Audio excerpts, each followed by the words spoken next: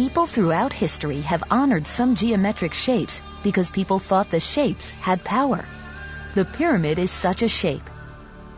The ancient Egyptians used pyramids as special places to bury their rulers after they died. Hindus believe that pyramids have the power to preserve things placed inside them.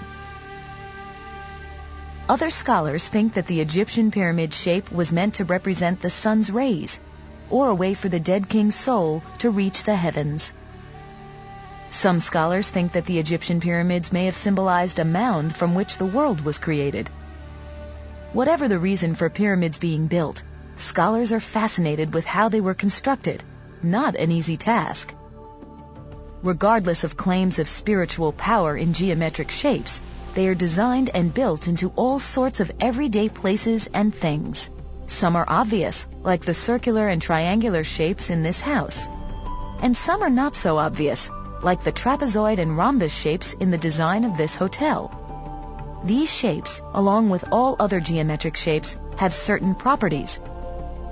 Angles, numbers of sides or faces, the type of or lack of symmetry, and dimensionality.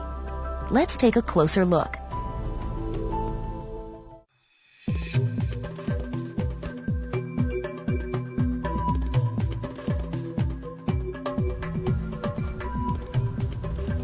Architects throughout the ages have incorporated geometry into the frameworks of the buildings they design. Triangles and parallelograms are among the most obvious two-dimensional shapes used in design, as seen in roof designs, windows, and entranceways. But there are more subtly expressed shapes too, like this trapezoid. Frank Lloyd Wright was a famous architect of the 20th century. His use of geometric shapes in his architectural designs is legendary and has inspired countless architects to follow in his footsteps. These buildings are just a few examples. Notice the shapes and angles that are incorporated into the design. We see triangles, squares, rectangles, trapezoids, and parallelograms. The angles are obvious as well, acute, obtuse, and right angles. Let's review the different types of angles. This angle is a right angle, also known as a square angle, which measures exactly 90 degrees. A square has this type of angle. An acute angle, highlighted here, is any angle smaller than a right angle, or less than 90 degrees. It's found in triangles, trapezoids, parallelograms, and many other shapes. Obtuse angles are greater than a right angle, that is, more than 90 degrees, as seen here. Although this castle was built centuries ago, it also exhibits various geometric shapes. Can you spot them? In the roof lines alone, there are triangles, rectangles, squares, and trapezoids with various sized angles. See them? The mosaics and design of the castle's interior are particularly complex, filled with a diversity of shapes and angles.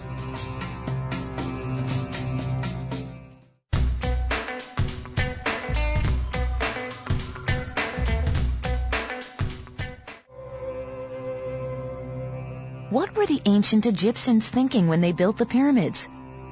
Why didn't they build a huge cube to bury their kings? It's probably because the ancient Egyptians believed there was more to this pyramid design than meets the eye. These Egyptian pyramids are triangular-looking three-dimensional objects, consisting of 4 triangular faces and a square base. Each of the 4 triangular-shaped sides slopes up toward a single point where they all meet. Each side of the Great Pyramid at Giza is a flat surface at an angle of 51.5 degrees from the horizontal base, all the way up to the top point. The ancient workers that built this pyramid started at the bottom and worked their way up, making precise angles at every level. A tiny error at the bottom could lead to a very large mismatch by the time they reached the top. The large limestone and granite blocks used to build the Great Pyramids weigh about 2.5 tons each. Imagine how many men it must have taken to move each block.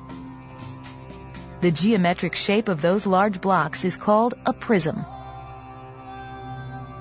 Prisms are three-dimensional figures that have congruent sides that are parallelograms. Here, the sides are rectangles, which are a kind of parallelogram. Inspired by the ancient Egyptians, by their own beliefs, or simply by the geometric features of pyramids, people build homes, offices, and even museums based on that simple, presumably powerful shape.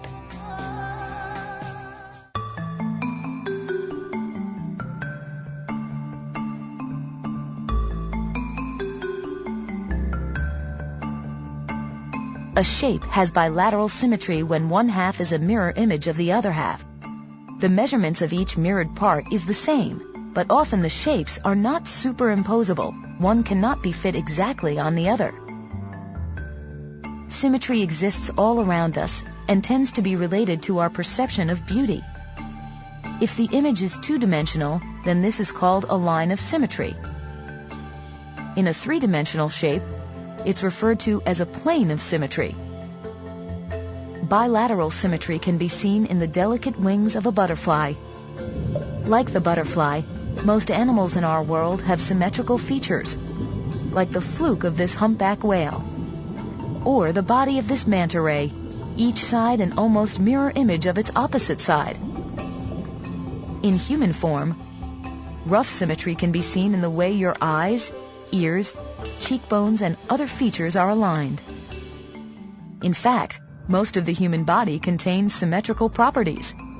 2 arms, 2 hands, 2 legs, 2 feet, each side opposing the other. Mathematically speaking, a line down the center of a plane geometric shape or a plane dividing a three-dimensional shape down the middle will reveal its symmetry. Some rectangles become 2 squares when bisected down the center.